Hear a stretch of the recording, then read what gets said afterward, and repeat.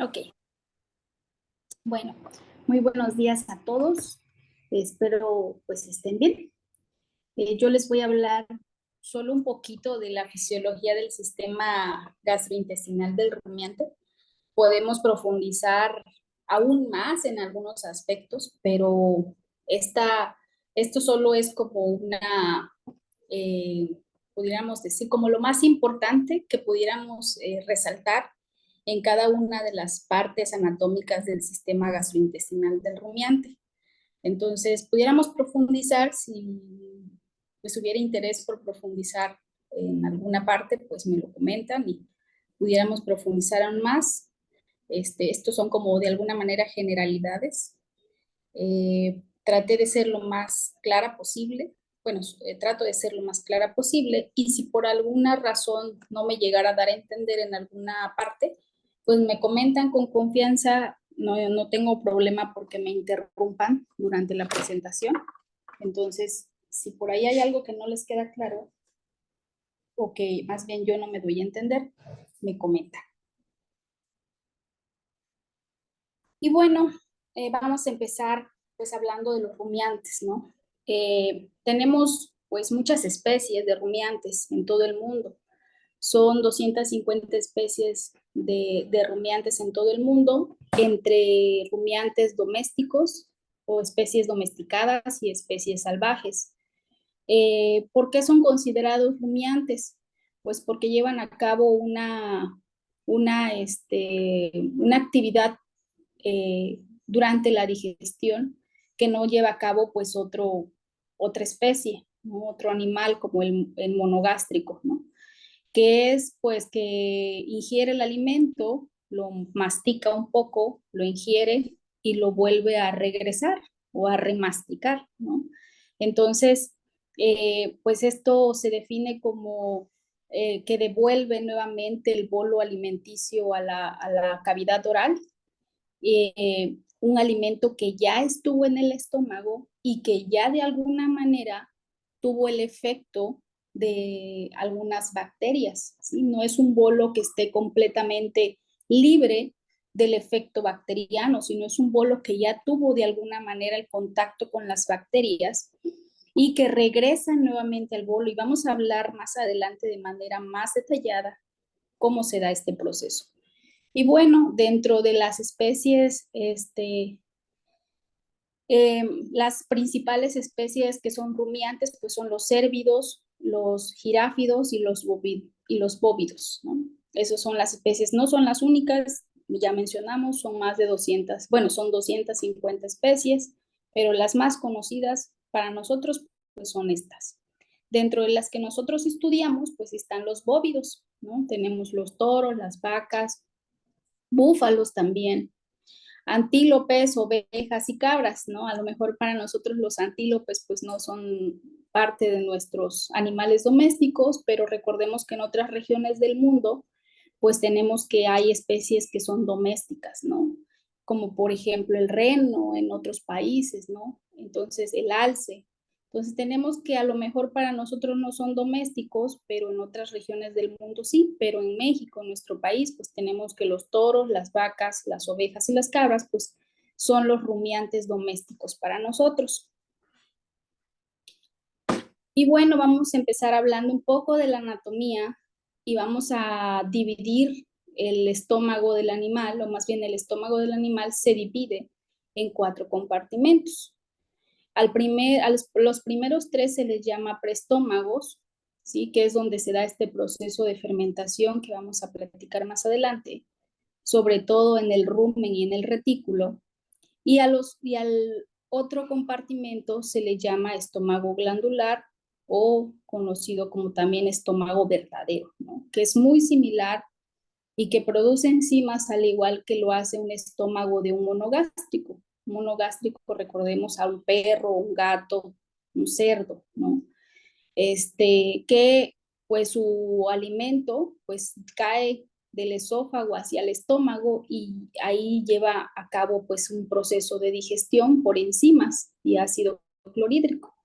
Y en el caso del bovino, también en el estómago glandular, pues también se lleva a cabo este proceso de digestión muy similar a lo que pasa en el perro y en el gato, porque también tenemos las mismas, la presencia de estas enzimas.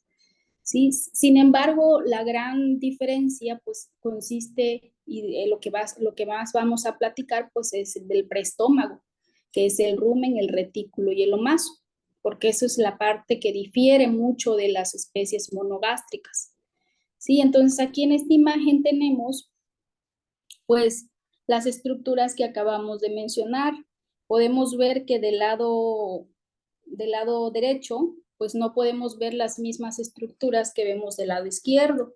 Sí, eso nos hace un poco de sentido al momento de hacer un examen clínico en un bovino, ¿no? Decimos que en la parte izquierda se expone mucho más el rumen y, y por eso es que nosotros pues realizamos un examen clínico del lado izquierdo, ¿sí? A diferencia del lado derecho, si se fijan, tenemos la presencia del omaso y del abomaso, y en esta parte que está aquí, donde está el rumen, están las vísceras, ¿sí? Entonces, eh, en esta fosa paralumbar vamos a encontrar o vamos a escuchar el ruido sobre todo de vísceras, intestino delgado, intestino grueso, ¿sí? Esta parte está llena de estas estructuras, ¿sí? Y del lado izquierdo, perdón, sí, del lado izquierdo, pues vemos expuesto el rumen. ¿Sí me escucho todavía? Sí. Ok, ajá. Vemos expuesto el rumen y pues ahí es donde nosotros podemos escuchar estos movimientos ruminales que ahorita vamos a conocer en qué consiste. Sí, acá en esta imagen tengo cómo las estructuras se observan, ¿no? Cada una, vemos cómo los tejidos son diferentes, las estructuras, la histología de cada una de las partes del estómago son distintas, ¿no? De hecho, hasta por eso se les dio como nombres coloquiales, ¿no? Por ejemplo, la parte del retículo también se conoce como redecilla, ¿sí? En la parte del omaso se conoce como librillo, la parte del abomaso también se conoce como cuajar, y el rumen, ¿no? O panza, ¿no? Que también así se conoce. Entonces, ¿por qué se les ha dado esos nombres? Pues principalmente por las características pues que tiene este tejido, ¿no? Y los vamos a ir viendo parte por parte. Ok, y empezamos pues que hablando que la digestión empieza desde la boca, ¿no? Siempre como que nos vamos directamente al estómago, es la primera estructura que pensamos cuando hablamos de un sistema gastrointestinal.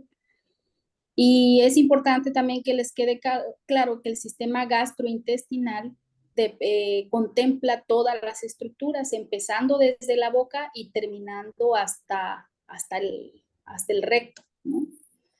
Entonces, por eso es que empezamos desde la boca. Y en el caso del rumiante, pues es algo muy importante mencionar que la saliva que se produce, pues es importante para la digestión y en todos los animales, ¿sí? En todos los animales. Si lo vemos en monogástricos también se producen enzimas en la cavidad oral, en la saliva, que provocan la primera digestión o que producen la primera digestión del alimento, enzimas que comienzan a actuar sobre el alimento.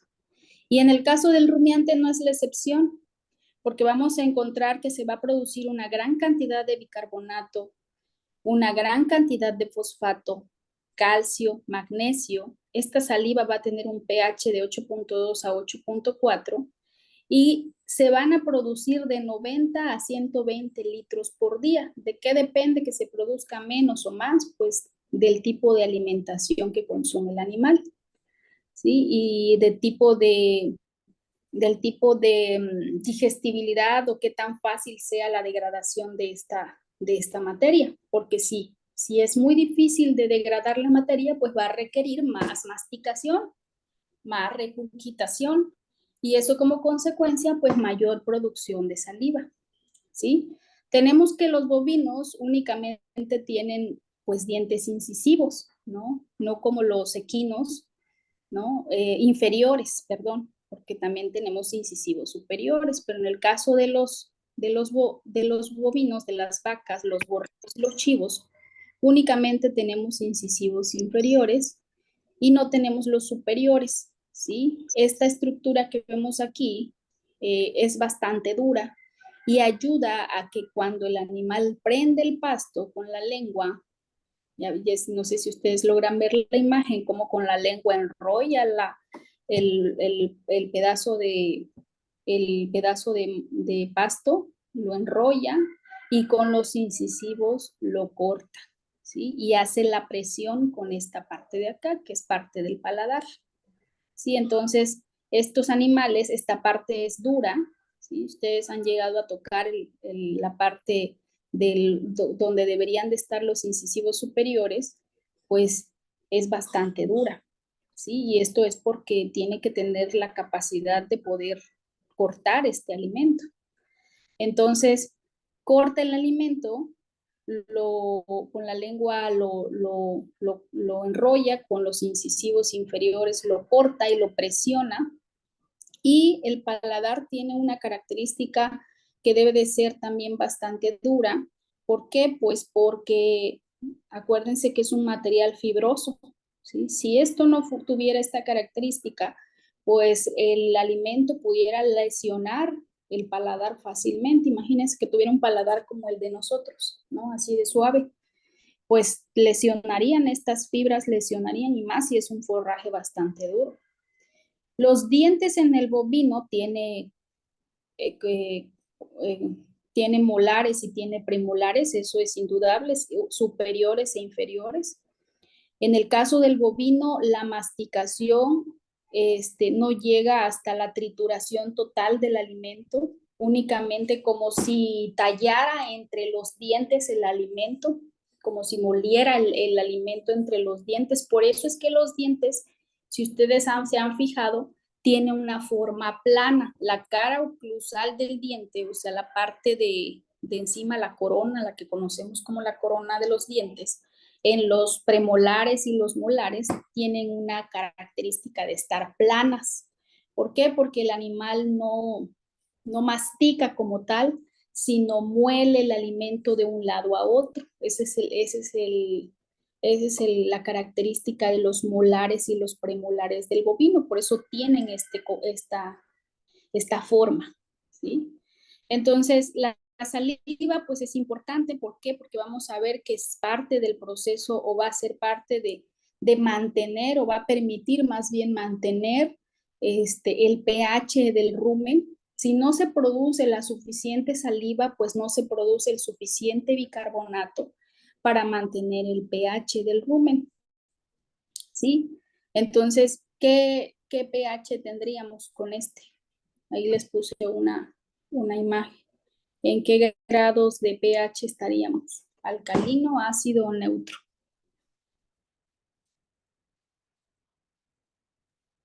Alcalino.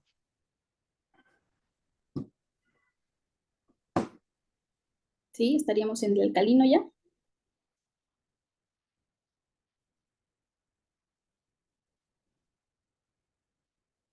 Ok. Bien, entonces, pues por eso es importante, ¿no? El efecto de la saliva sobre el pH. Ahorita vamos a ver, quiero que vayan viendo la parte del pH para que vean el pH del rumen. Y pues también les haga sentido esto que les menciono, que la saliva es importante, pues para poder regular pues este pH ruminal, que vamos a ver que es importante para la sobrevivencia de las bacterias ruminales. ¿Sí? Entonces, la salivación es muy importante para el rumiante y por eso es que la rumia es tan importante para el rumiante. Es un comportamiento que no podemos inhibir, ¿sí? Después tenemos el esófago y el esófago en el caso del rumiante lleva a cabo dos tipos de movimientos tiene dos tipos de motilidad, peristaltismo y antiperistaltismo. El peristaltismo, cuando hablamos de movimientos peristálticos, hablamos de movimientos en los cuales el bolo alimenticio o más bien las fibras musculares del esófago, que están algunas dispuestas de manera longitudinal y otras de manera transversal, pues sobre todo las longitudinales hacen presión sobre el bolo alimenticio, ¿sí? No propiamente encima del bolo alimenticio, sino sobre la parte las partes anteriores y posteriores del bolo alimenticio, como lo vemos aquí, miren. La presión se da más en la parte anterior, más que en la media. ¿Para qué? Para que este bolo alimenticio vaya bajando. ¿Qué quiere decir? Las fibras musculares que están dispuestas de manera horizontal hacen contracción, se contraen esas fibras musculares y hacen que el bolo alimenticio por este efecto vaya avanzando. A eso se le conoce como peristaltismo, esas contracciones que realiza el esófago, y también las vemos en el intestino delgado y también las vemos en el intestino grueso. ¿Sí? Entonces, en el caso del esófago son sus principales dos movimientos. Entonces, el peristaltismo, que es hacia adelante, ¿no? Que es un movimiento que va hacia la región caudal del animal, y el antiperistaltismo, que es un movimiento de retroceso, que es al revés, en vez de que vaya hacia la parte caudal, o sea, hacia el estómago, va hacia la parte craneal, que sería hacia la cavidad oral. ¿Por qué? Porque el bovino lleva a cabo algo que se llama regurgitación, y el esófago también participa en este proceso de regurgitación. Tiene que realizar un movimiento antiperistáltico para que pueda regresar ese alimento. Si no existe este movimiento, por más que el alimento intente regresar, no va a poder regresar, ¿sí? Si hubiera una obstrucción esofágica, ¿sí? Por algún alimento que quedó atorado en el esófago, pues tengan por seguro que no va a pasar, ¿no? El esófago intenta realizar la peristalsis para poder liberarlo, pero si es si es un alimento que está bastante duro, bastante apretado, pues le va a costar más trabajo poder liberarlo. Sí, eso puede inhibir de alguna manera, o de manera temporal, o de manera permanente, pues el flujo del alimento, y eso provocaría pues la muerte del animal. Y entonces tenemos que el esófago juega un papel muy importante en el rumiante para poder llevar a cabo pues su digestión.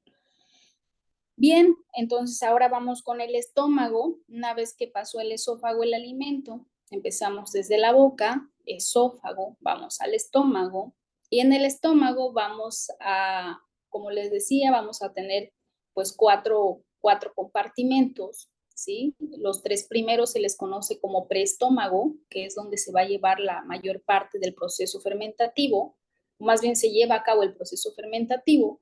Y en el último, que es el abomaso cuajar, se va a llevar a cabo un proceso de digestión enzimática, como se lleva a cabo como se lleva a cabo en un monogástrico, como un perro. Y bueno, ahorita profundizamos más en el estómago. Vamos a hablar del retículo. Y el retículo, pues vemos cómo tiene una estructura como de redecilla, una forma de redecilla, ¿sí? Y este retículo está en contacto con el diafragma, ¿sí? Con el cardia sobre todo, y este retículo tiene una forma de saco, acá lo vemos, ¿sí? Tiene la forma como si fuera de un saco. Se contrae, su función principal es contraerse para expulsar el alimento hacia el esófago, en el caso de la rumia. Entonces el retículo juega un papel muy importante en la rumia. Si no se contrae, el bolo alimenticio no puede regresar hacia el esófago.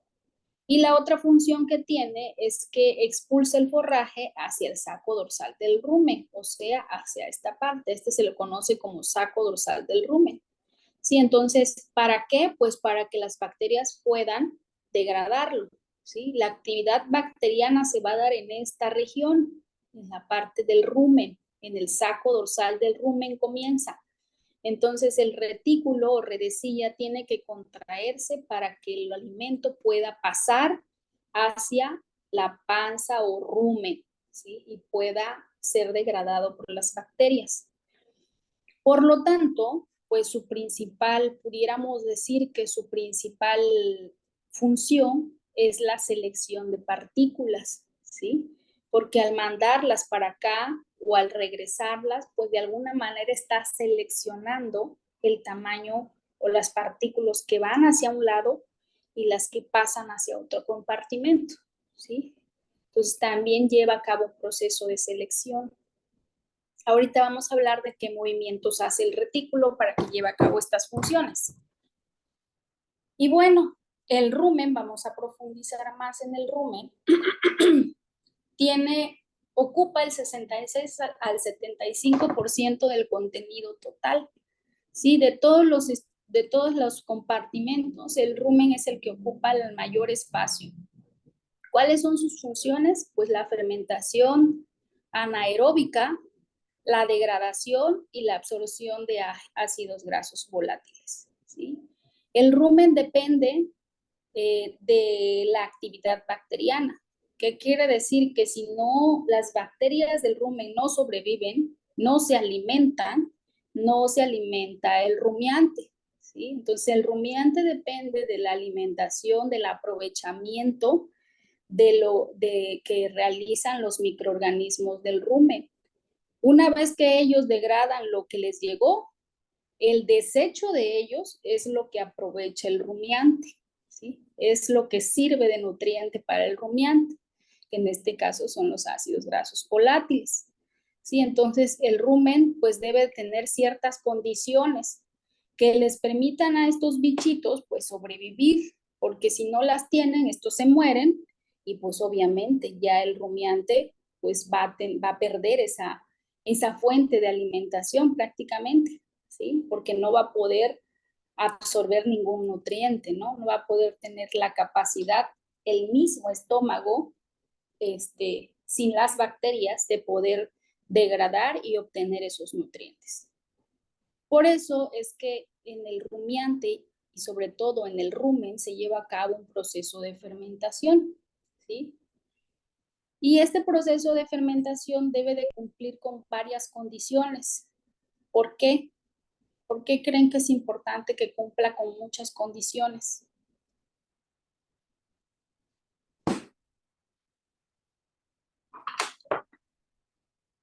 ¿No? ¿Nadie?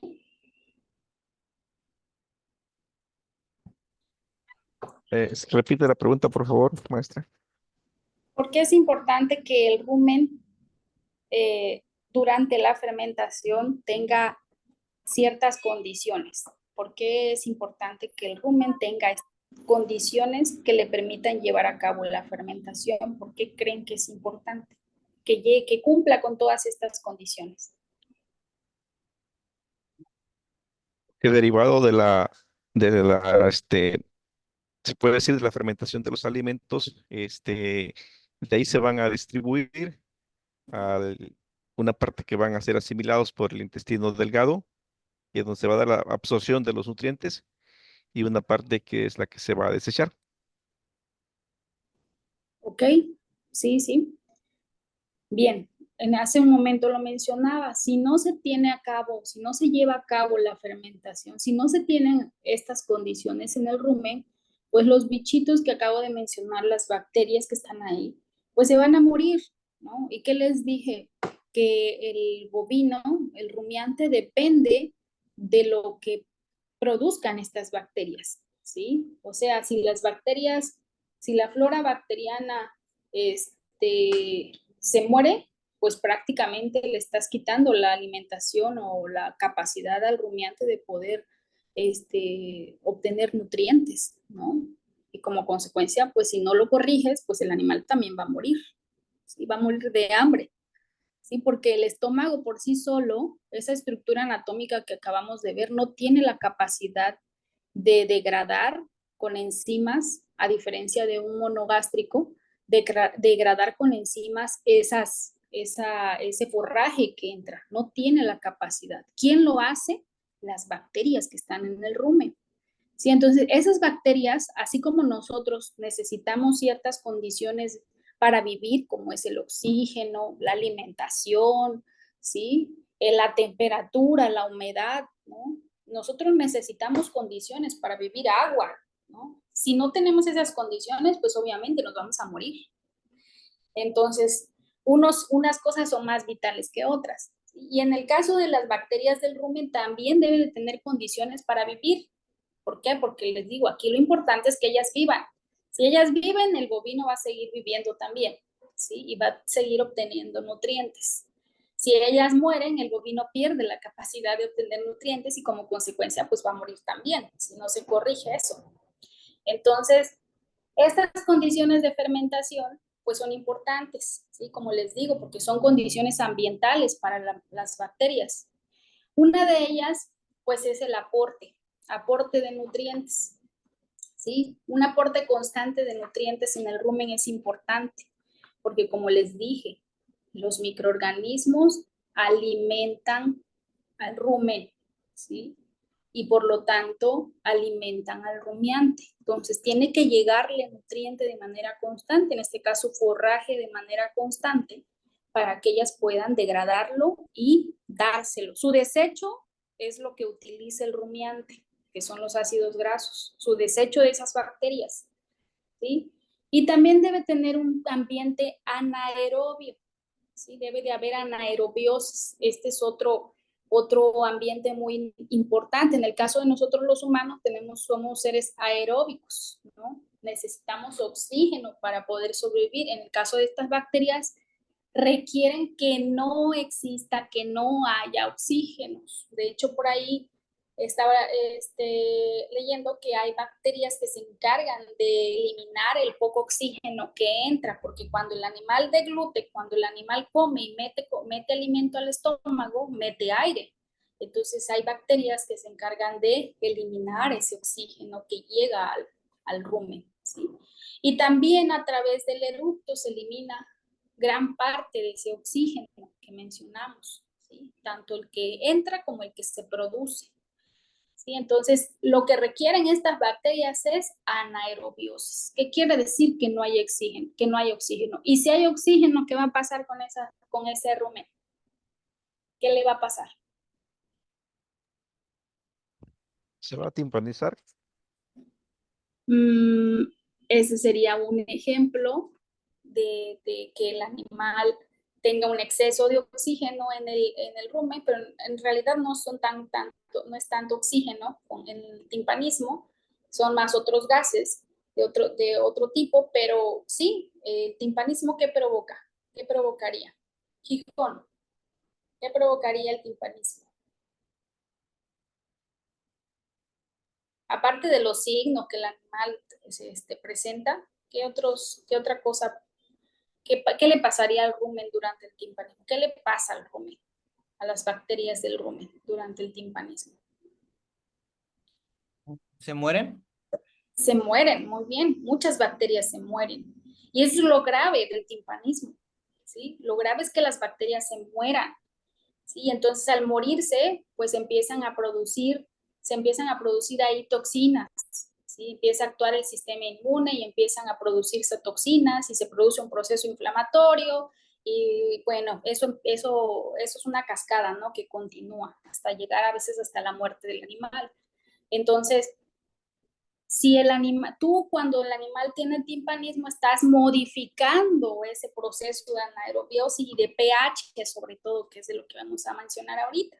Entonces, tú estás modificando y al modificarle algo al rumen, ¿qué le pasa a las bacterias? Se mueren. Si tú le modificas el pH por el alimento que le estás dando, las bacterias responden a esa modificación, ¿sí? Entonces, por eso es importante mantener esta homeostasis o este estado, esta condición de fermentación. Si se modifica esa condición de fermentación, las bacterias también responden a esa modificación o muriéndose, ¿sí? O aprovechando la materia, ¿no? Proliferando o multiplicándose y aprovechando la materia, ¿sí?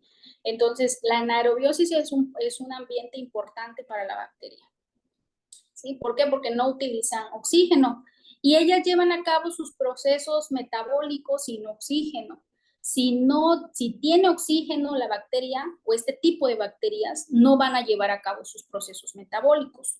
¿Cuáles son sus procesos metabólicos? Pues a partir de glucosa, ¿sí? A partir de carbohidratos, formar acetato, propionato, butirato y otros ácidos grasos volátiles, ¿sí? Que son importantes para el rumiante. Entonces, si no hay anaerobiosis, este proceso de producción de acetato, butirato y propionato no se va a llevar a cabo.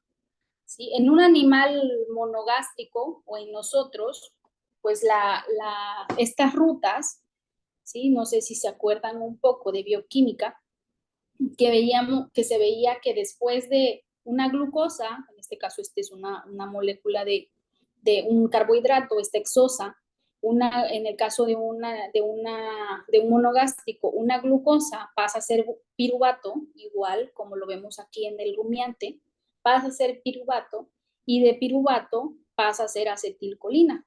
¿Sí? No sé si se acuerdan hasta ahí. Y después de acetilcolina, esta molécula entra a algo que le llamamos ciclo de Krebs. ¿Sí? No sé si se acuerdan de él, que bastante dolor de cabeza da. Entonces, de acetilcolina pasa al ciclo de Krebs y del ciclo de Krebs pasa a un ciclo que se llama cadena respiratoria, ¿sí? A un proceso que se llama cadena respiratoria. Y ahí es donde obtenemos como resultado una moléculas de agua, perdón, y dióxido de carbono, ¿sí? Entonces, no obtenemos energía como tal. La energía o la energía que se obtiene del ciclo de Krebs entra en esta cadena respiratoria porque somos seres vivos aeróbicos, ¿sí? Entonces, en la cadena respiratoria como resultado tenemos agua y dióxido de carbono, ¿sí? Pero en este caso, en el rumiante, si se fijan cómo va la ruta, el piruvato va a acetilcolina, hasta aquí coincidimos, ¿sí? A lo mejor con el número de moléculas no, pero hasta aquí coincidimos, ¿no? Hasta aquí se produce acetilcolina, como pasa en un monogástrico, ¿sí? Pero después de aquí ya no, si se fijan. ¿Por qué? Porque este animal es anaeróbico, por lo tanto, esta acetilcolina no entra al ciclo de Krebs, ¿sí?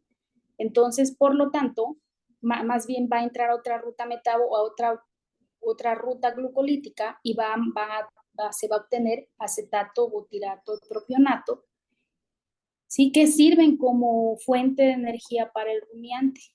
¿Sí? No sé si me lograron o logré darme a entender que hasta aquí, por ejemplo, hasta aquí llegan nosotros los seres aeróbicos. Y en el caso de los seres anaeróbicos, no, esta ruta de aquí pasa a ciclo de Krebs y posteriormente a cadena respiratoria y obtenemos dióxido de carbono y tenemos agua. Y aquí no, aquí tenemos acetilcolina, pasa una ruta glucolítica y se obtiene acetato, butirato y propionato, ¿sí? Y de eso lo utiliza el rumiante para obtener energía. Sí, entonces es importante pues esta anaerobiosis, ¿sí? En las bacterias. Si no tienen esta anaerobiosis, no llevan a cabo esto. ¿Sí?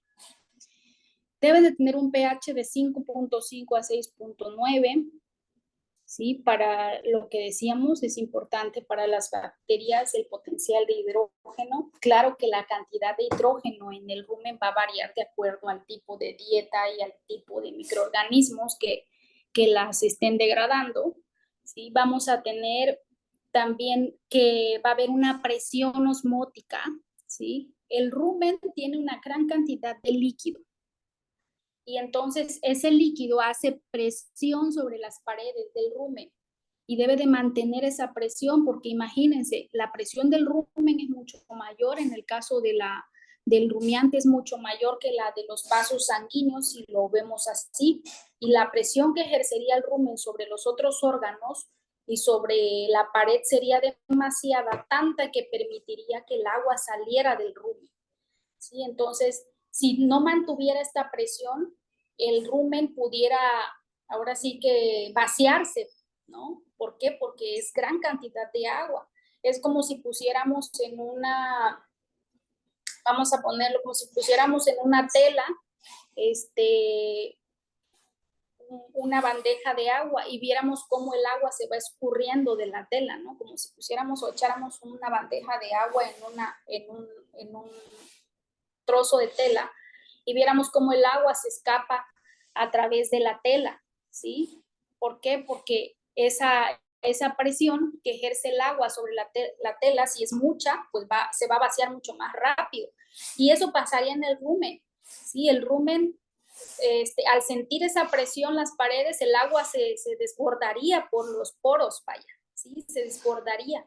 Entonces, por eso es que se tiene que mantener esa presión, y las paredes las paredes del rumen principalmente son las que mantienen esa presión, que no se escape todo el agua y se desborde, ¿no? Y se mantenga ahí. Por eso debe tener cierta presión. Y también el aire que se produce, el gas que se produce, también ayuda a mantener esa presión. Tenemos que la temperatura debe ser ideal, así como para nosotros la temperatura debe ser ideal para sobrevivir, y si no, pues si nuestra temperatura corporal sube más de lo normal, pues tendríamos a morir, ¿no? En caso de que no se controlara. Y en el caso de las bacterias también deben de tener una temperatura ambiental ideal, porque si no se mueren, ¿no? Debe de haber, que es importante para el desarrollo de bacterias. Esto, si no existe esa temperatura, las bacterias no se multiplican, no se proliferan, ¿sí? Debe haber fácil acceso del microorganismo al alimento, ¿sí? ¿Qué quiere decir? Que la trituración del alimento debe ser lo más pequeña posible para que la bacteria pueda tener un fácil acceso. Por eso es que se llevan a cabo todos esos procesos de rumia. ¿Sí? ¿Por qué? Porque la materia que llega, el forraje que llega, debe ser pequeño para que el microorganismo pueda actuar sobre él y degradarlo. ¿Sí? Y tenemos también que debe de tener una eliminación de los desechos del metabolismo ruminal, gases y productos no digeridos. ¿Sí? ¿Y esto qué quiere decir? Que el AGB para el rumiante, bueno, para las bacterias, pues es un desecho. ¿Sí? Y debe ser eliminado. Si los AGBs no son absorbidos por las paredes del rumen, pues no se van a eliminar. Imagínense, es como si ustedes le pusieran aire y más aire y más aire y más aire a un globo, ¿no? Si no se absorbe ese aire, si no sale ese aire del rumen, pues el rumen pues explotaría, ¿no? Eso es lo que esperaríamos. Entonces debe de haber una eliminación de esos AGBs. ¿Y cómo se eliminan esos AGBs que se producen por los microorganismos? Pues a través de las paredes del rumen, son absorbidos, ¿sí? Y gases en general, ¿sí? Estos gases pues salen a través del eructo, muchos de ellos, ¿sí? Entonces debe de haber una eliminación de desechos, a eso se le llama eliminación de desechos y productos no digeridos, ¿sí? También tenemos que hay una tasa de pasaje, ¿sí? En el rumen. ¿Qué quiere decir? Que hay un tiempo en el que tarda el alimento desde que llega al estómago hasta que es digerido, ¿sí? Y es utilizado hasta que sale del animal, ¿sí?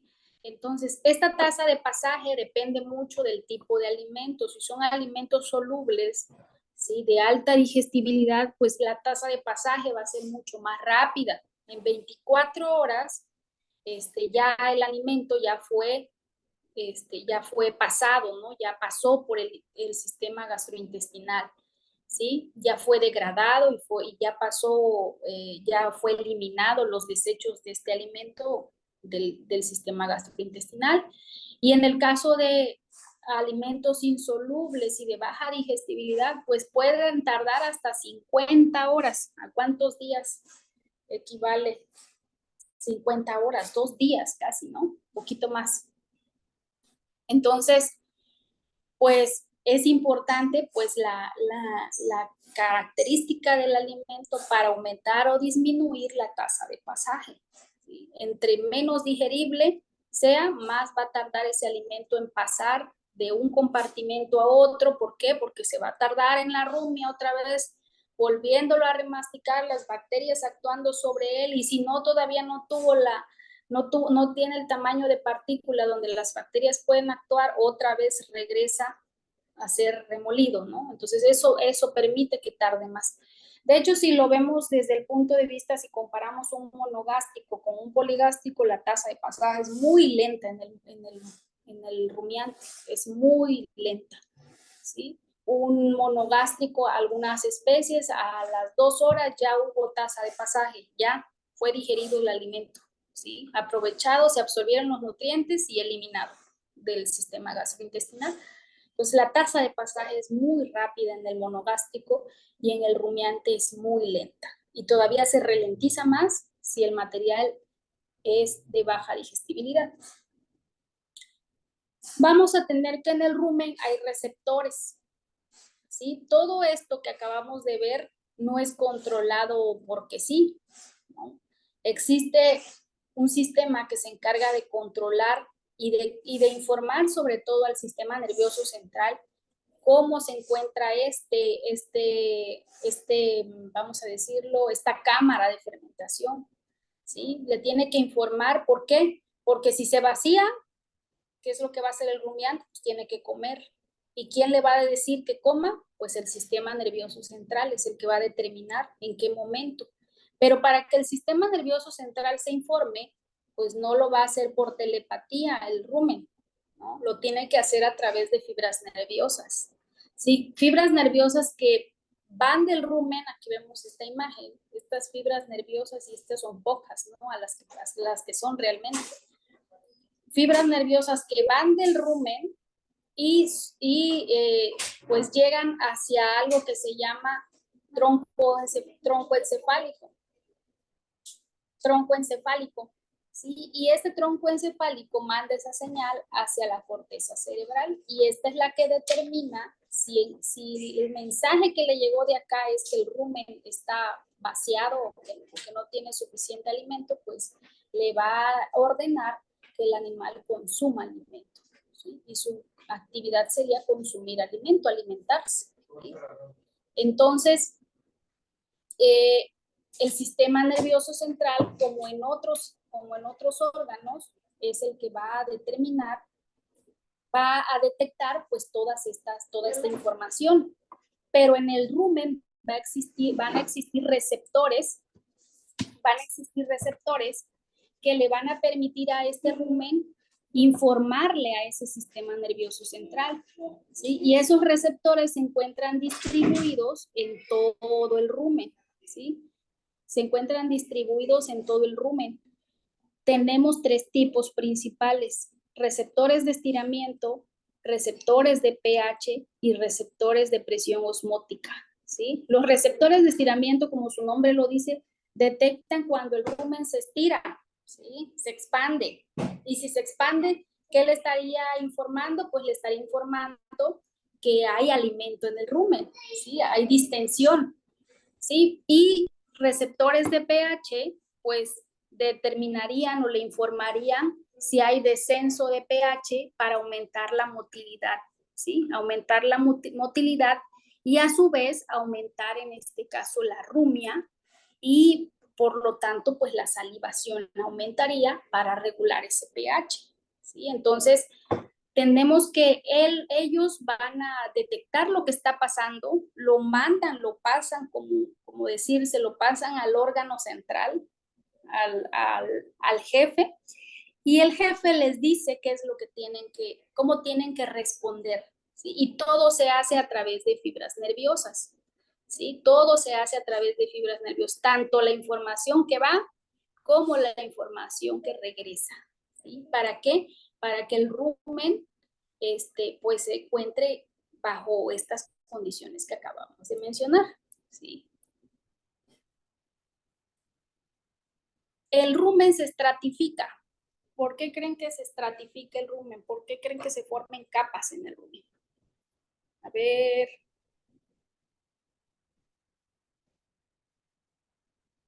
A ver quiénes están.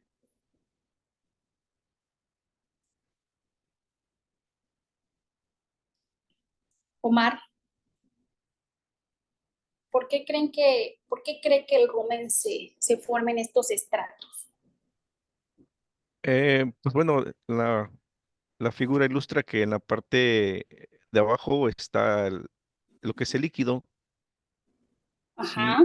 Y los gases están pues por encima. Entonces la parte, como usted mencionaba, la parte de los gases pues deben de ser mínimos, ¿sí? Porque si hubiera mayor cantidad de gases, pues se daría el problema de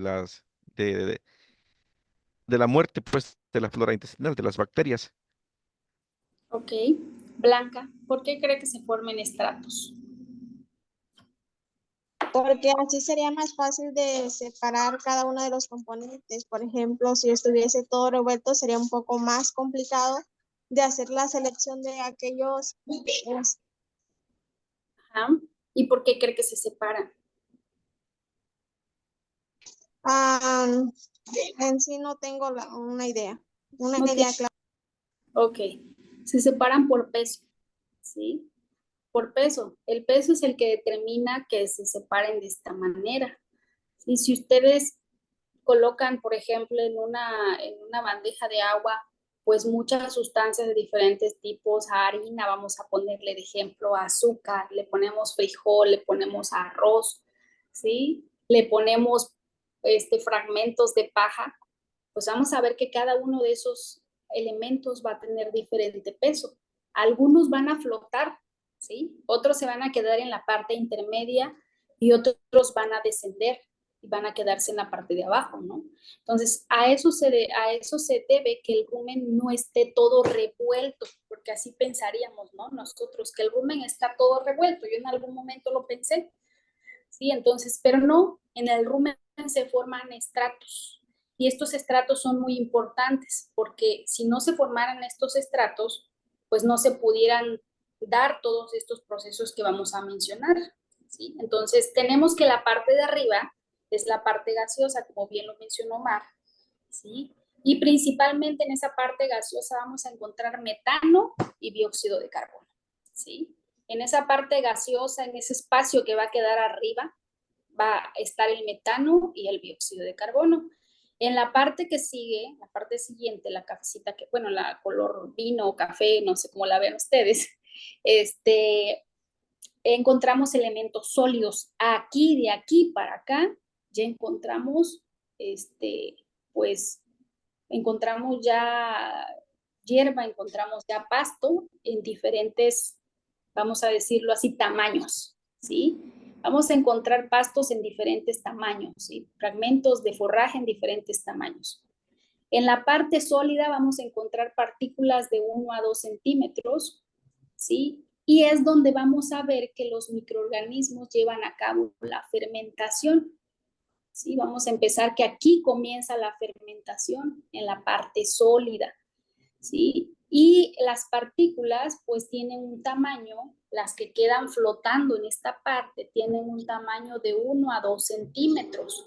Las partículas más grandes que llegan a esta parte bajan a la parte fangosa, ¿sí? Esto que le conocemos como la parte fangosa, que son partículas de tamaño mediano, ¿sí? O sea, que son más grandes que esta, ¿sí? Entonces, por peso, las más grandes bajarían a esta parte fangosa, quedarían aquí flotando, que son partículas, les digo, de tamaño mediano.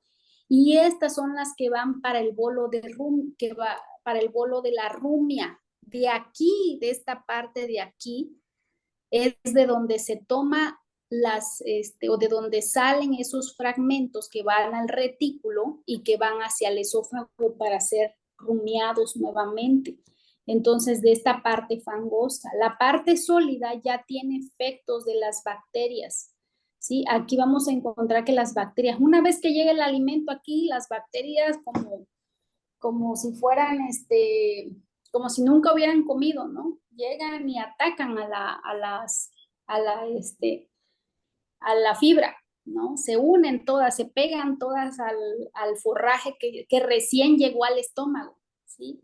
Y entonces lo empiezan a degradar y ya que lo van degradando, muchas partes, las más grandecitas se van bajando y las que van siendo degradadas también van quedando en esta parte.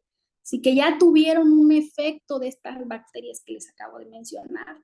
Ya tuvieron cierto efecto, cierta degradación de esas bacterias y pasan a esta parte, pero son tan grandes que no pudieron ser degradadas pues a unas partículas más pequeñitas, ¿sí? No son degradadas a partículas más pequeñitas, por lo tanto, esas son las que van a regresar a la regurgitación. Y las que sí fueron pequeñitas, que el animal logró cortarlas o que a lo mejor el productor o el dueño del animal le dio partículas de alimento pequeñas, Esas son degradadas y se hacen más pequeñitas y esas son las que caen a la parte líquida, donde encontramos partículas de 1 a 3 milímetros en ovinos y de 4 milímetros en bovinos, aquí en esta parte líquida. Sí, no sé si me di a entender. Aquí llega la materia, llega el forraje y todas las bacterias comienzan a atacarlo, ¿sí? Las partes chiquitas que llegaron son degradadas más fácilmente por obvias razones. Y esas partes chiquitas se vuelven en partes más chiquititas, ¿sí? Porque las bacterias la están degradando. Y esos fragmentos o esas partículas caen al fondo, ¿sí? Estas partículas pequeñitas caen al fondo. Y las partículas que no pudieron ser degradadas porque son partículas grandes, se quedan suspendidas. Estas no bajan, van a decir, bueno, pero si son partículas chiquitas cuando llegan, lo lógico es que bajen. No bajan porque cuando llegan las bacterias se unen y las bacterias empiezan a producir cierta cantidad de oxígeno, bueno, cierta cantidad de gas. Y eso hace que se formen burbujas, ¿sí? Como pequeñas burbujitas de aire en el forraje, y eso hace que el forraje se mantenga flotando, ¿no? Y no baje o descienda de esta parte. ¿Sí? Entonces, vamos a ver que por eso se dividen estos 3 estratos. ¿Sí? Recapitulamos, en la parte sólida son partículas de 1 a 2 centímetros, después tenemos una parte de fangosa donde tenemos partículas de más de 2 centímetros que no tienen un tamaño del cual no pudo haber sido degradado, son más grandes, y en la parte líquida tenemos partículas de 1 a 3 milímetros, perdón, sí, 1 a 3 milímetros en el caso de los borregos y 4 milímetros en el caso de los bovinos que cayeron por peso hacia la parte líquida, ¿sí? Entonces, la parte fangosa o esta parte, este forraje que no pudo ser degradado en la parte sólida, pues se pasa hacia la parte, hacia otro compartimento que lo lleva hacia la rumia. Y ahorita lo vemos más a detalle cómo sucede esto. Tenemos que, pues en el rumen, ya lo mencionamos, existen bacterias, vamos a tener bacterias, protozoos, hongos, arqueas, virus. En algunos documentos vi que decía que también había virus. Y ahí sí desconozco, el de microbiología debe conocer más que yo en esa parte.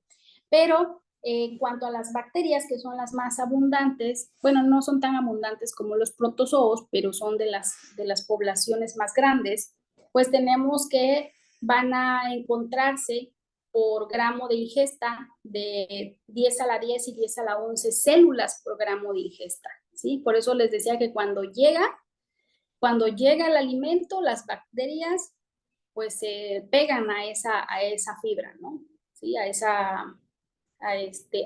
ese forraje. Y los protozoos pues oscilan de 10 a la 5 a 10 a la 6 células por gramo de contenido ruminal, ¿sí?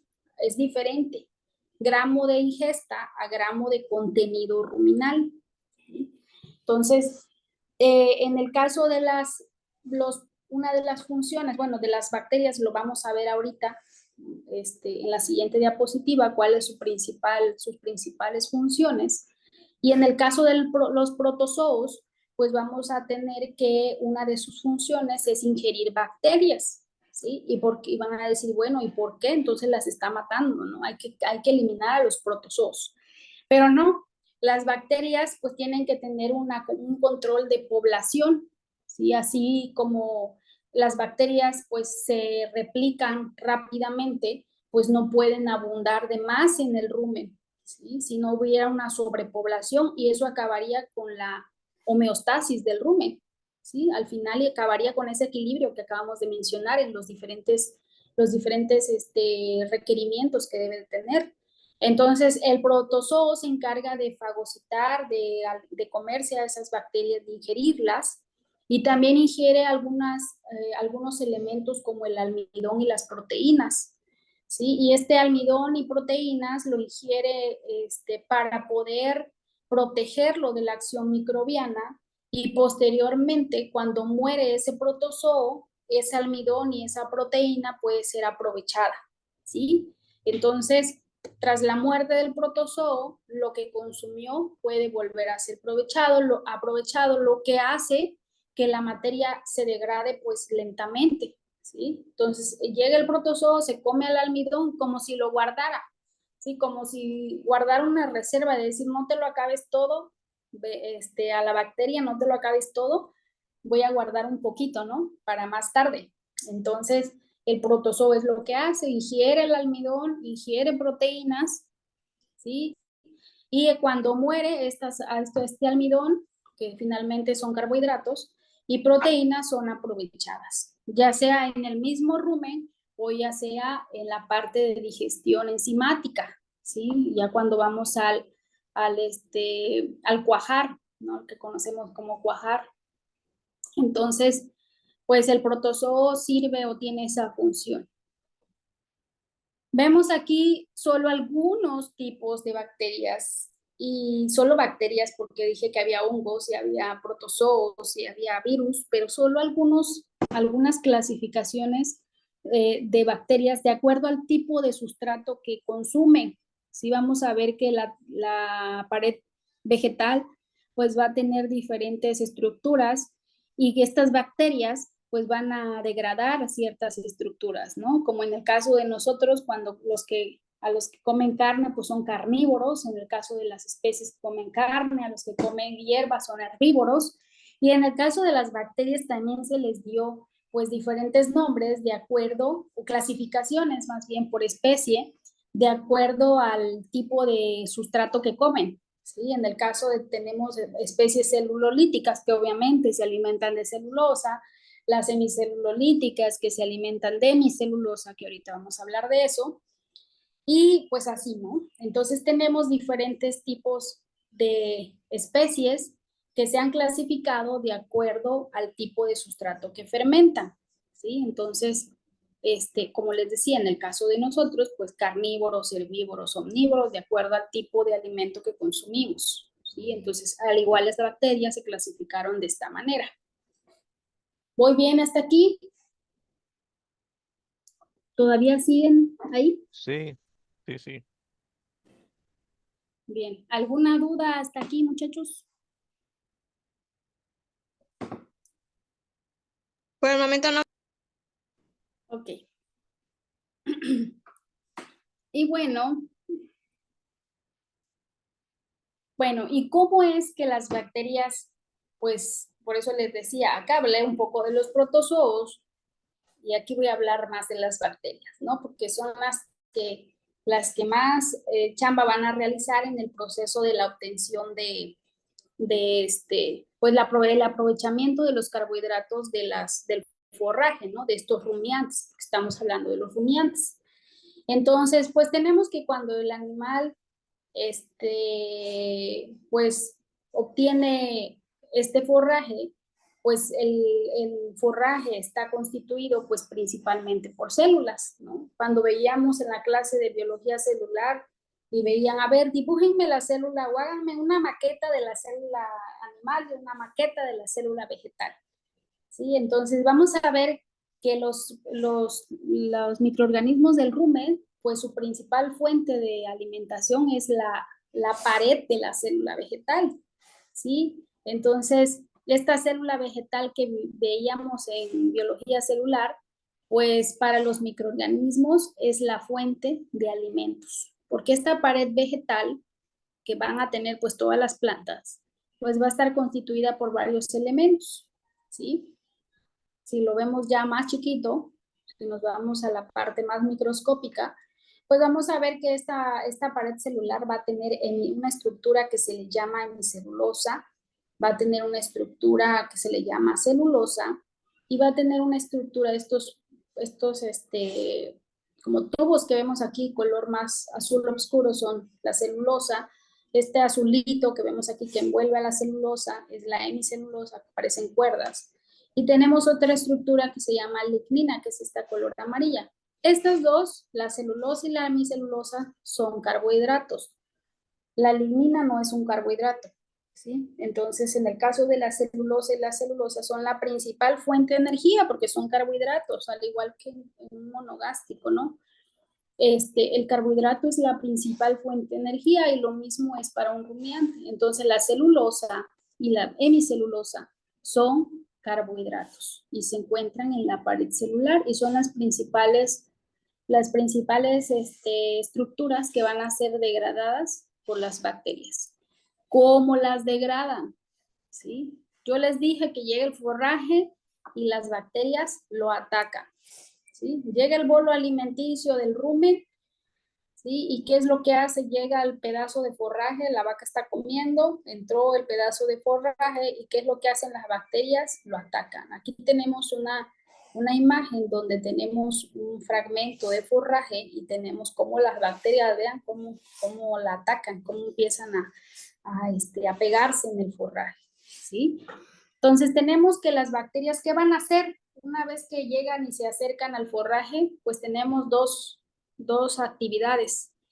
Una, que las bacterias producen enzimas microbianas, o sea, ellas producen enzimas microbianas y esa enzima microbiana ayuda a la degradación de la pared celular de esta estructura. Sí, o sea, esta bacteria produce enzimas microbianas y esas enzimas microbianas atacan la pared celular de las células de este forraje. Esa es una. Y la otra, las bacterias se pegan, que era lo que les decía, se adhieren al forraje y entonces producen estas enzimas microbianas para, pues para degradar la pared celular de este forraje, de las células de este forraje, ¿sí? Una vez que degradan la pared celular con estas enzimas microbianas, se libera glucosa, ¿sí? ¿Cuáles moléculas de glucosa? Las que ya dijimos acá, hemicelulosa y celulosa, ¿sí? Son carbohidratos. Entonces, estas enzimas provocan la liberación de glucosa, monosacáridos o polisacáridos, ¿sí? Ya sean de una estructura más simple o una estructura más compleja, pero provocan la liberación de estos, ¿sí? Finalmente son carbohidratos, ya sean simples o complejos. Entonces, estos carbohidratos, pues, ¿qué creen? La bacteria se los come, ¿sí? En el caso de un monogástrico, ¿qué pasaría? Las enzimas digieren el alimento, se liberan los carbohidratos y los nutrientes y son absorbidos por el intestino. Y fácil, ¿no? Bueno, no tan fácil, pero es más sencillo el proceso, ¿no? El alimento se degrada por las enzimas, el ácido clorhídrico, amilasas, amilopectinas y ya, ¿no? Salen los nutrientes y son absorbidos en el intestino delgado. Pero en el caso del bovino, no, el bovino tiene que primero tienen que degradar estas bacterias la pared celular con sus enzimas microbianas.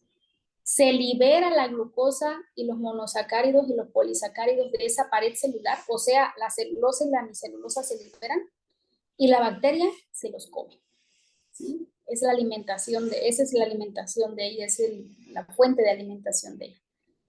Una vez que se los come, la bacteria, dentro de la bacteria, se incorporan a la ruta glucolítica que ya les mencioné, que les puse en la presentación anterior, ¿sí? Y ahorita la volvemos a ver para que no se les olvide cuál. Entonces, una vez que la bacteria ingiere estos carbohidratos dentro de ella, esos carbohidratos entran a una ruta glucolítica, ¿sí? Y como consecuencia de esa ruta glucolítica, las bacterias liberan productos de desecho, ¿sí? O sea, ella se alimentó, obtuvo esos carbohidratos, le sirvieron como fuente de energía, ¿sí? Y para que ella siga sobreviviendo. Y lo que desecha esta bacteria son ácidos grasos volátiles. Entonces, esos salen hacia el rumen, ¿sí? Hacia el rumen, porque es un producto de desecho de ella.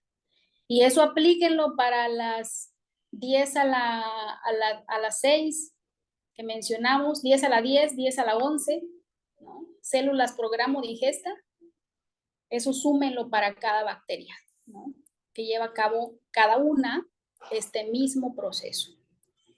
Entonces tenemos que el AGB es el producto de desecho de la bacteria, ¿sí? Es un producto de desecho que tira la bacteria hacia el rumen. Pero ese producto de desecho es el nutriente para el rumiante, ¿sí? Y tenemos cuáles son los ácidos grasos volátiles de mayor abundancia, pues tenemos el acetato, el propionato, el butirato, también tenemos otros menos conocidos, pero que también se producen y solo son algunos, isobutirato, isovalerato y metilbutirato. Sí, entonces tenemos que son varios, los que más conocemos y de mayor abundancia son estos, pero también se producen otros.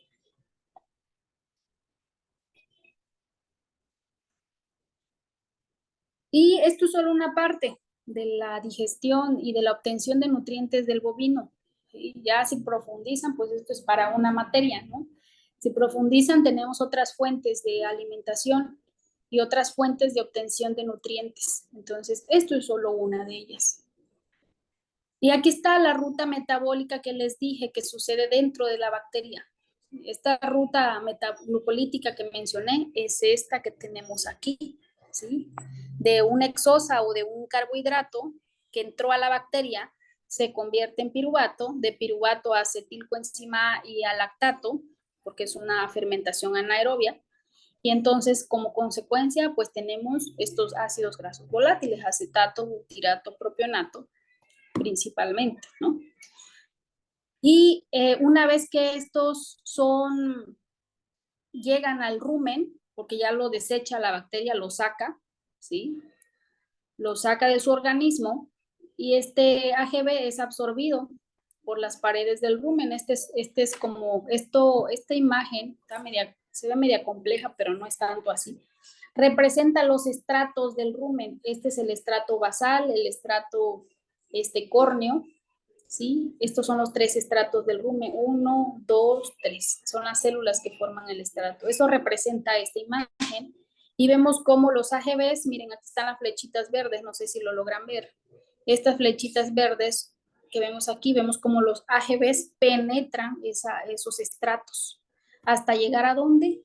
A la sangre, ¿sí? No solo AGVs, también tenemos al sodio principalmente junto con los AGVs, pero estas son la ruta que tomarían. Una vez que llegan al rumen, las paredes del rumen lo absorben por sus 3 estratos, pasan sus 3 estratos hasta llegar a la sangre, ¿sí? Y ya toman el torrente sanguíneo, y ya una vez que toman el torrente sanguíneo, estos ácidos grasos volátiles, tenemos que vamos a tener, pues, que se van a convertir a aminoácidos para formar proteínas, y esta proteína forma músculo para ganancia de carne, triglicéridos, ¿sí?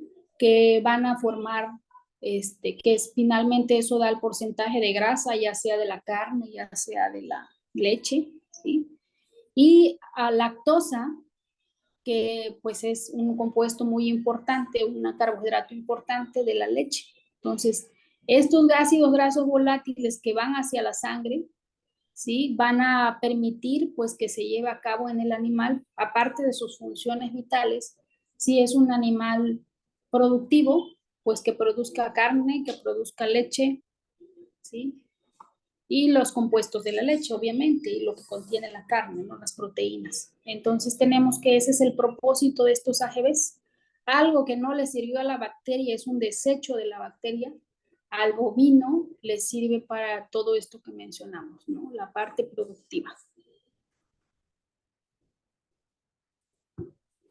Y bueno, ya casi terminamos, muchachos, para que no se me desesperen tanto. Bueno, vamos a tener que, pues todo esto se lleva a cabo gracias a un proceso de mezclado. Imagínense que las bacterias estuvieran estáticas y que el forraje nada más fuera moviéndose de acuerdo a su peso. Eso se convertiría en una, al final vendría los estratos que quedan más abajo, serían los que tuvieran menos oxígeno y a lo mejor posteriormente las bacterias iban a comenzar a morir, ¿no? ¿sí? Los estratos que quedan hasta abajo pudieran provocar que esa bacteria, ese alimento se empieza a descomponer, no tanto las bacterias, se empieza a descomponer y que esa descomposición provoque la muerte de las bacterias, cambio de pH, muerte de bacterias, cambio de temperatura, etcétera, ¿sí? Entonces, vemos que si estos estratos no se movieran, a la vez, a pesar de que esté estratificado, el rumen debe de tener motilidad y es uno de los indicadores que a nosotros como veterinarios, los que son veterinarios, pues nos sirve como indicador, ¿sí? De qué tan sano está el rumen, ¿no? Es un indicador muy importante. Y entonces por eso es que vamos a hablar un poco de estos patrones de motilidad que son importantes para dos cosas, para el mezclado y para el eructo. Y el mezclado, como les dije, es importante para que los alimentos que están en el rumen estratificados pues puedan moverse y puedan pasar de un compartimento a otro y no se queden para siempre ahí, ¿no? Sino vayan fluyendo, vayan moviéndose de un compartimento a otro. Por eso vamos a hablar de esos dos patrones de motilidad. ¿Cómo suceden estos patrones de motilidad? Primero sucede los patrones de motilidad primario, por eso se les llama así, porque primero suceden los movimientos de mezclado. Pueden ser 2 o 3 patrones de motilidad primario o de mezclado, y después viene el movimiento secundario del eructo, ¿sí? Entonces, no quiere decir que por cada movimiento primario, por cada movimiento de mezclado completo, se vaya a dar un movimiento de eructo, ¿no? Primero se dan 1, 2, 3 movimientos de mezclado y después viene un movimiento secundario, una onda de movimiento secundario en el rumen que da el eructo, ¿sí? Entonces, estos movimientos suceden de 1 a 3 por minuto. Por eso es que nosotros medimos los movimientos ruminales. ¿Cuántos movimientos ruminales medimos, muchachos? ¿Por minuto o por 2 minutos? Si no mal recuerdo, es de 1 a 2 movimientos ruminales por minuto. ¿De uno qué, perdón? De 1 a 2 movimientos ruminales por minuto. Bien, de 1 a 2 movimientos ruminales por minuto. Y eso es lo que, eso es lo que medimos. Estas contracciones que estoy mencionando son las que nosotros medimos. Y eso nos da una idea del estado de salud del rumen, ¿no? Si está trabajando bien o no está trabajando bien. Entonces vamos a empezar que la motilidad primaria suena un poco complejo, pero en realidad sería más padre si tuviéramos un video donde se va moviendo, ¿no? Pero traté de buscar ahí uno que coincidiera con la información y no, muchos se desfasaban, entonces mejor preferí unas imágenes. Y bueno, vemos cómo el bolo, el primer movimiento es la motilidad primaria, ¿sí? Y esta es de mezclado. Como su nombre lo dice, sirve para mezclar el alimento dentro del rumen o en del retículo rumen, ¿sí? Entonces vemos cómo el alimento entra, aquí está, miren, este verdecito es el bolo alimenticio, entra y se queda suspendido aquí en el cardias, aquí lo describe la imagen, se queda suspendido en el cardias, aquí tenemos un orificio, un esfínter que se llama cardias porque está cerca del corazón, no porque sea una estructura de parte del corazón, sino porque está cerca del corazón. Entonces el cardias se abre, llega el bolo alimenticio y se abre el cardias y el bolo alimenticio pasa al estómago, ¿no? Pero se queda suspendido porque ¿qué pasa cuando ustedes ponen un pedazo de forraje en una cubeta de agua? Pues flota, ¿no? Entonces, eso le pasa al alimento, además de que va lleno de saliva y la saliva de alguna manera lleva partículas de aire, lleva burbujas de aire. Y eso hace que este bolo se quede suspendido en esta parte, en el cardias. Y entonces, ¿qué es lo que hace el retículo? ¿Sí? El retículo se contrae. Hay se le llama una contracción bifásica reticular. ¿Qué quiere decir? Que se contrae un poquito, que quiere decir que se levanta un poquito este saco. Y después hay una contracción bifásica más, una contracción profunda, que se llama bifásica porque son dos. Primero una que es leve, una contracción leve, que como si ven, este es el saco reticular, ven que casi no se ve diferencia, ¿no? Pero vean la imagen de acá, vean cómo el retículo se contrae completamente, a esto se le llama ya es cuando ya concluye esa contracción reticular bifásica. ¿Y qué es lo que le pasa al bolo que estaba aquí? Pues se mueve, ¿no? ¿Se mueve hacia dónde? Hacia la pared dorsal del rumen. Aquí les puse la imagen para que no, si se les falla un poco la anatomía, vean cómo esta es la pared dorsal del rumen. Dorsal, saco ciego caudodorsal, saco ventral, ¿sí? Entonces vemos cómo este bolo se va hacia la pared, hacia el saco dorsal del rumen. Y aquí en el saco dorsal, pues lo que les dije en algún momento, ¿no? Las bacterias llegan y se amontonan, ¿no? Empiezan a comerse, intentar degradar, a producir sus enzimas para degradar la pared celular y obtener los carbohidratos, ¿no? Entonces, este bolo está flotando aquí por la acción microbiana y porque es un bolo que lleva partículas de gas, de burbujas de aire, ¿sí? Y entonces, a partir de aquí, la materia se va degradando y se va separando porque va cayendo, ¿sí? Va cayendo la materia de aquí hacia la parte ventral, ¿sí? Hacia el saco ventral.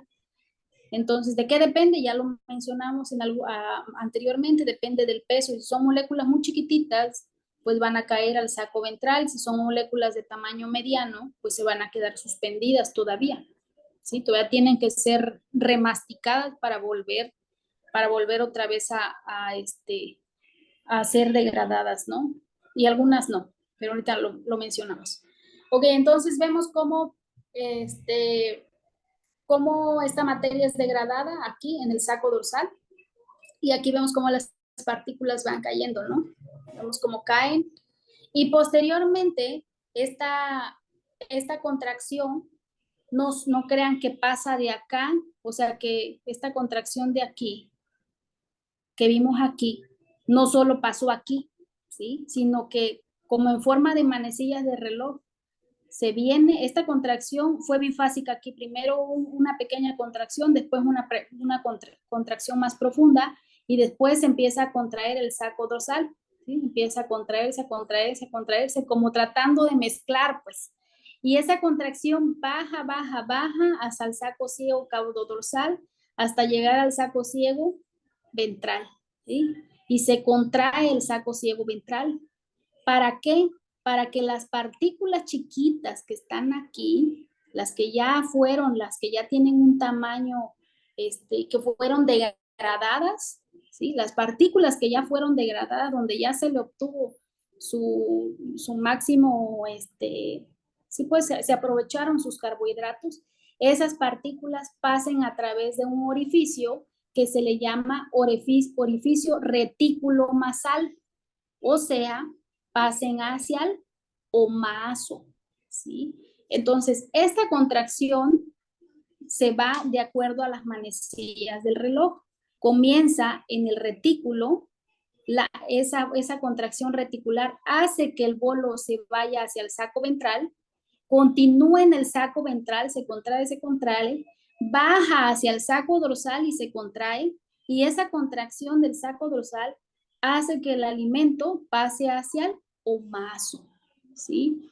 Y aquí hay algo muy importante porque muchos mencionamos que el tamaño de partícula es importante. Bueno, una para la degradación del alimento sí es importante, veíamos cuántos milímetros debe de tener esa partícula, y la otra, muchos mencionaban que por el paso del alimento hacia el omaso. El omaso tiene un orificio de 2 milímetros. De 2 milímetros es el orificio del omaso, el retículo masal. Entonces, finalmente este paso de estas moléculas veíamos que llegan hasta 2 a 3 milímetros, no llegan a centímetros. En el caso del omaso, perdón, son 2 a 3 centímetros el orificio, ¿sí? Entonces no tiene que ver el paso el tamaño de la molécula para el paso hacia el omaso, ¿sí? Porque el omaso sí tiene tiene un orificio para pasar este tipo de moléculas que son más pequeñas, pues. Entonces, la motilidad es lo que determina que el alimento regrese otra vez y sea remasticado. Hasta que ya queda en un tamaño de partícula más pequeño, pues ese va hacia el omaso. Bueno, cae y la motilidad hace que pase hacia el omaso. Y acá vemos también lo mismo, lo que les decía, vean, este es el retículo, vean cómo se va contrayendo y hasta casi desaparece, se fijan. Hay un momento de la contracción del estómago donde el retículo prácticamente ni se ve, ¿sí? Desaparece. Y esta contracción continúa y baja. Esta parte negra, esta imagen negra que vemos aquí, esta parte negra es la que nos va indicando cómo va, miren. Aquí va, acá va, acá va, aquí va, ¿sí? Y después baja, perdón, baja acá, baja aquí y aquí se contrae. Entonces vemos cómo la motilidad va como si fueran manecillas del reloj. El alimento no se mueve, ¿eh? No crean que el alimento va a andar volando por todos lados. No, lo que se mueve es el estómago para el mezclado, ¿sí? La partícula acá quedó flotando, pero sí tiene que realizar ese movimiento para que todo lo demás se mezcle, ¿sí? Y vayan pasando a los diferentes compartimentos. Después tenemos esto para mezclado, ¿sí? Pueden suceder 1 o 3 veces estos movimientos y después viene el del eructo, ¿sí? El del eructo, pues se sucede con el movimiento del saco ciego caudoventral. Otra vez nos ubicamos en el saco ciego caudoventral, es este de acá. Se contrae el saco ciego caudoventral y posteriormente se contrae el saco ciego caudodorsal, ¿sí? Que es esta parte que está aquí. Y después eso hace que el gas, aquí en esta imagen lo vemos, aquí está el gas, eso hace que el gas se desplace. Una vez que se contrae el saco ciego caudodorsal, hace que el gas se desplace. ¿Por qué se da este movimiento del saco ciego caudoventral? Pues para que se libere cualquier gas que haya aquí en esta superficie, fluya hacia arriba. Por eso es que primero se contrae el saco ciego caudoventral. Entonces, una vez que el gas está todo acá, se contrae el dorsal y eso hace como si apretaras el estómago y se moviera el gas hacia acá, ¿no? Hacia el cardias, ¿sí? Y entonces se relaja el saco craneal, o sea, esta parte se relaja y esto puede salir. Al relajarse, el líquido baja. Cuando se relaja a ver, aquí está, cuando se relaja esta parte de abajo, que es el saco dorsal, perdón, el saco ventral, se relaja, esto hace que este líquido baje y aquí está el cardias, a esta altura está el cardias. Entonces, al bajar, el gas tiene contacto con el cardias y se va hacia el esófago, ¿sí? Entonces, también existe un movimiento importante, empezando por el saco caudoventral, después saco dorsal y después se relaja el saco caudoventral, perdón, el saco ventral. ¿Para qué? Para permitir que el gas salga, ¿sí? Si no existen estos movimientos o esta motilidad del rumen, pues no se da el eructo, ¿sí? Aquí todo el tiempo, si no hubiera relajación de este saco, pues todo el tiempo el líquido iba a estar obstruyendo el orificio del esófago, hacia el esófago, entonces no pudiera llevar a cabo el eructo. Y por último, ya nos faltan 2 más. Y por último tenemos la rumia, bueno, hablando de motilidad, tenemos la rumia, y esta pues inicia con la contracción primaria del rumen, ¿sí? Más bien inicia antes de la contracción primaria, o sea, es lo primerito que sucede. Antes del mezclado y antes del eructo sucede la rumia, ¿sí? Entonces, es el primer proceso el proceso de digestión, o más bien sí, el primer comportamiento que sucede, la rumia al final termina siendo un comportamiento del animal, pues que en el cual pues va a haber también motilidad, ¿sí? El retículo se contrae, vamos a ver que el retículo es acuérdense, el retículo se contrae, o sea, se hace una presión y el cardias se relaja, o sea, este orificio se relaja y el animal hace un movimiento inspiratorio, o sea, sus costillas como si inspiraran, ¿no? Ahorita, por ejemplo, están inspirando y expirando, como si inspiraran, pero sin inspirar, únicamente hace el reflejo de inspiración, o sea, se mueven sus músculos de las costillas, que están alrededor de las costillas, se mueven, se contraen, y eso hace, junto con la contracción del retículo, que el alimento pues regrese, ¿no? El alimento entra al esófago, o sea, esa inspiración hace que el alimento regrese. ¿El alimento cuál? Pues el alimento sobre todo que estaba en el retículo, ¿sí? El alimento que no pudo pasar, el de tamaño mediano, que se encuentra en esta parte de aquí, en la parte media, ¿sí? El retículo, al contraerse, empuja ese material de tamaño mediano hacia el esófago, ¿sí? Entonces, esa contracción reticular hace que las partículas de tamaño mediano regresen hacia el esófago, más aparte la inspiración que hace el bovino, pues aún más le da más presión a la salida. Entonces sale ese bolo hacia el esófago, ¿sí? En el esófago, en la boca, pues la lengua extrae el exceso de agua y la ingiere, ¿no? Esa agua regresa otra vez hacia el estómago y el bolo seco, por eso es que no van a ver a una vaca ahí masticando y echando pues sí, chasquidos de agua, ¿no? Porque pues el rumen tiene bastante agua, ¿no? Sino porque la lengua extrae el agua y queda únicamente la pura materia, ¿no? Y eso es lo que se remuele varias veces, ¿no? Se vuelve a remoler y vuelve a entrar. Mucha de esa materia vuelve a tener efecto microbiano, ¿sí? Las partículas, sobre todo del tamaño que mencionábamos, de 2 milímetros, a tener efecto de las bacterias nuevamente para utilizar utilizar nuevamente esos carbohidratos, más bien utilizar esos carbohidratos, no nuevamente utilizar esos carbohidratos. Y las partículas muy pequeñitas que no, que sí lograron tener un tamaño muy pequeñito, ¿sí? Esas muchas veces se quedan en el retículo y se van automáticamente en la motilidad hacia el omaso, ¿sí? Pero la gran mayoría va otra vez, regresa aquí, ese bolo que fue remasticado y es atacado por las bacterias. ¿Cuánto dura la rumia? ¿Cuánto dura un animal rumiando al día? 10 horas máximo. Puede durar menos. ¿De qué depende? Pues de la digestibilidad del alimento.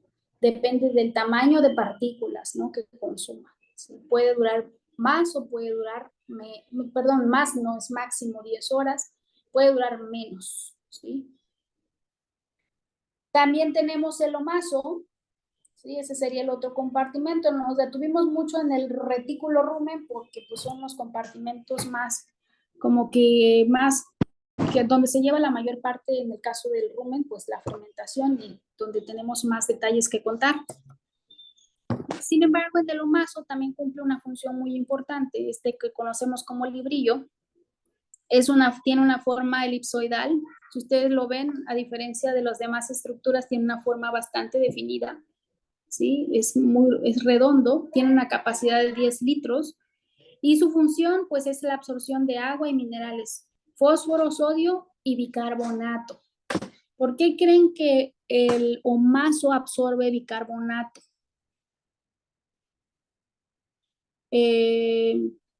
Gijón, ¿por qué crees que el omaso absorbe bicarbonato?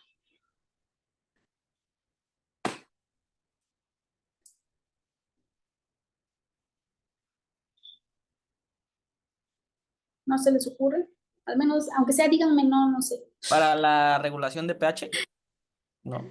No, él lo absorbe, o sea, lo absorbe hacia la sangre, lo regresa muchas veces hacia la sangre y lo regresa para volver otra vez a utilizarlo en la secreción salival. Nuevamente regresa a ser utilizado. Pero, ¿por qué crees que lo tiene que absorber? Ajá. Para el equilibrio ácido base, no. No va. No. Lo hace porque el siguiente compartimento es el agomaso. Y el abomaso secreta jugos gástricos y enzimas y ácido clorhídrico.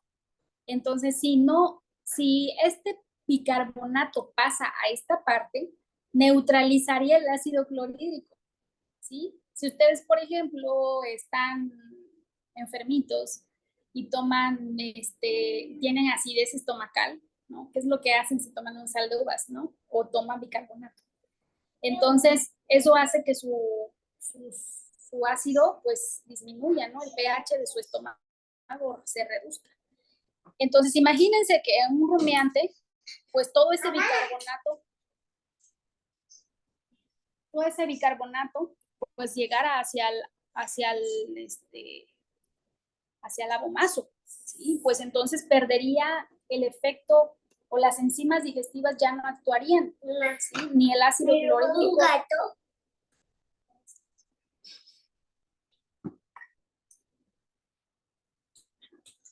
Entonces el ácido clorhídrico se neutralizaría, ¿sí? Con este bicarbonato. Por eso es que el omaso pues tiene esa función de absorber ese bicarbonato para que no pueda neutralizar los efectos del ácido clorhídrico más adelante. También absorbe una parte de AGVs, una pequeña parte de ácidos grasos volátiles. Sí, pero su principal función es la absorción de agua y minerales, fósforo, sodio, bicarbonato. Y por eso es que estos librillos o estos tejidos que se ven como si fueran hojas de libro, pues es lo que va haciendo. Si ustedes han ido a un rastro o han visto un rumen, un estómago de un bovino, ven como en el omaso está compacto, no hay casi líquido. Si se fijan, es una materia seca prácticamente, como si la hubieran exprimido, ¿no? Pues porque sus hojas, esos tejidos, tienden a ir pasando y la materia se va colocando entre esas fibras y se va exprimiendo, se va absorbiendo. Y por último, el abomaso. Sí, y el abomaso, pues ya lo dijimos, es el estómago verdadero del rumiante. Y vamos a tener que ahí se va a producir, pues como en el caso del monogástrico, pues ácido clorhídrico, enzimas digestivas, amilasas, amilopectinas, ¿sí? Y pues va a haber una digestión sobre todo de la proteína microbiana. Aquellas bacterias y aquellos que mencionaba protozoos, que mencionaba al inicio, que se comían la proteína y la guardaban en su interior y cuando morían era utilizada esa proteína, algunas de esas proteínas pues llegan hasta esta etapa. No solo esas, sino otro tipo de proteínas que no son degradadas en el rumen, pasan hasta el abomaso.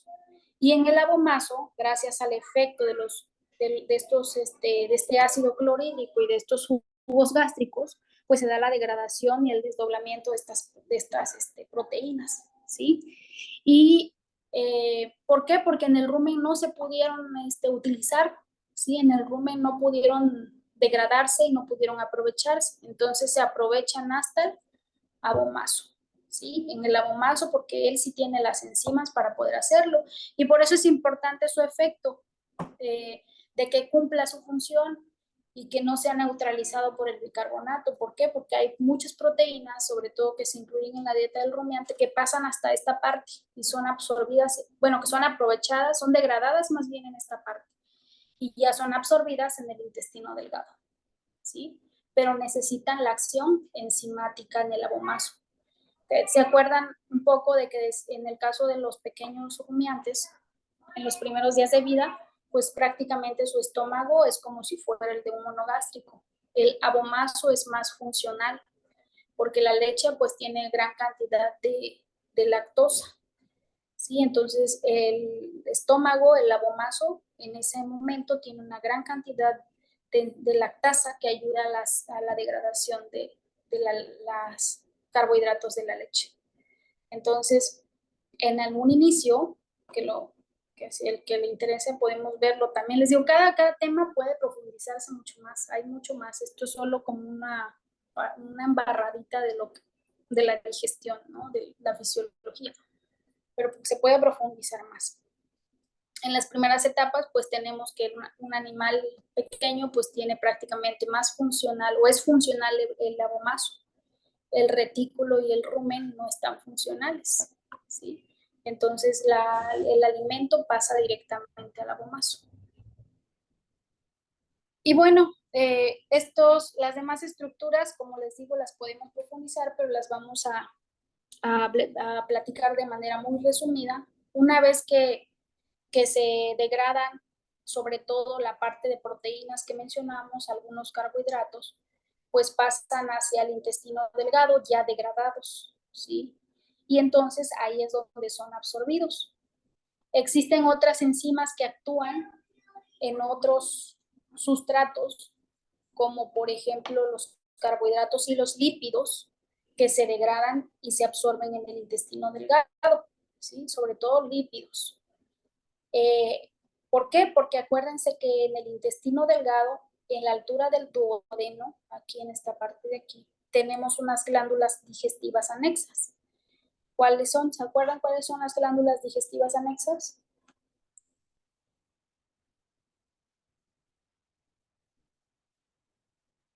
¿No?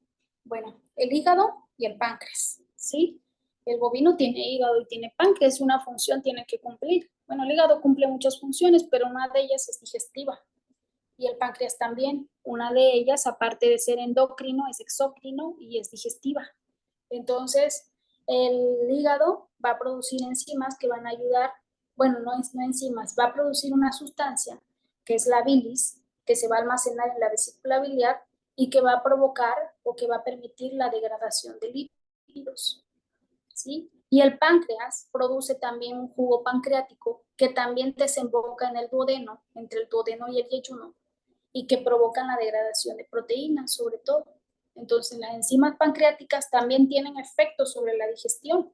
Sí, entonces, en el caso del rumiante, no porque él tenga un estómago, lleva a cabo un proceso de fermentación, hasta ahí se acabó su digestión, ¿no?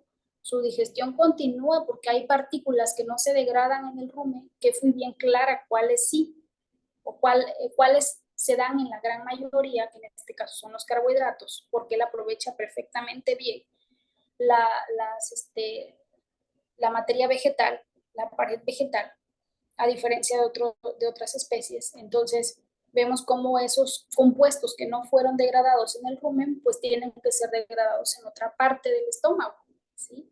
Entonces, entre ellos, los lípidos principalmente, pues en la parte del duodeno, yeyuno e ilion, y sobre todo en el ilion se da la absorción de grasas, y posteriormente vamos con el colon y el recto, el ciego, el colon y el recto, y en el caso de algunas especies la fermentación se da en el ciego, ¿sí? Como es en el caso de él, los fermentadores posteriores como el equino, ¿no? El caballo es un ejemplo de ellos, el conejo también. Entonces, también tenemos cierto grado de fermentación posterior. Les digo, si quisieran profundizar en fermentadores posteriores, pues ya sería una clase aparte. Y se pudiera profundizar, ¿no? en ese aspecto y ver qué detalles, qué diferencias hay. Y después tenemos el colon y el recto. En el ciego pues se lleva cierta fermentación. En el colon y el recto pues se lleva a cabo sobre todo absorción de minerales y de agua, ¿sí? Entonces aquí ya no tenemos tanta absorción de nutrientes. En el colon, en el intestino grueso, en realidad ya no hay absorción prácticamente de nutrientes, solo de minerales y de agua, ¿sí? Hablando de esta especie. Y bueno, pues, como les digo, esto es un tema bastante extenso, bastante, que podemos, pues, aún profundizar aún más en cada uno de los aspectos que acabamos de mencionar. Espero y pues les pueda servir bastante esta información o un repaso de al menos de la fisiología del sistema gastrointestinal del rumiante y que pues puedan aplicarlo en sus proyectos, ¿no? O puedan comprender algunos aspectos más a detalle de sus proyectos.